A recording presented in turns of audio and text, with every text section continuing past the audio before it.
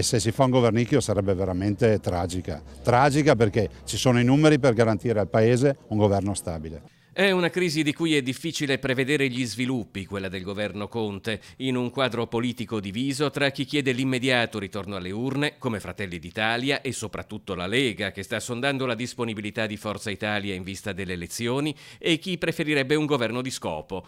Il Movimento 5 Stelle, tramite Beppe Grillo, sonda la disponibilità di un partito democratico che con Zingaretti declina l'invito, ma le cui divisioni interne paiono oramai mature per la scissione dei renziani, che confluirebbero in un nuovo soggetto politico di cui sarebbe già pronto anche il nome, Azione Civile.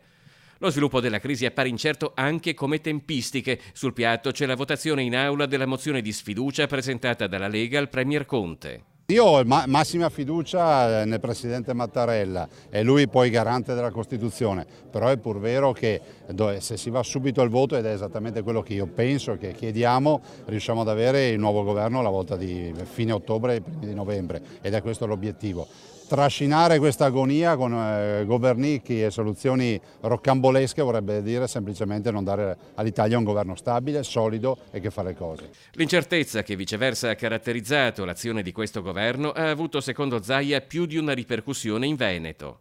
Non posso non rilevare come governatore del Veneto che ci hanno lasciati soli sulla Pedemontana, se oggi è sbloccata è grazie a noi, che ci hanno lasciati soli sulla TAV, queste sono due opere, TAV e Pedemontana, che i veneti vogliono, non serve neanche fare un referendum.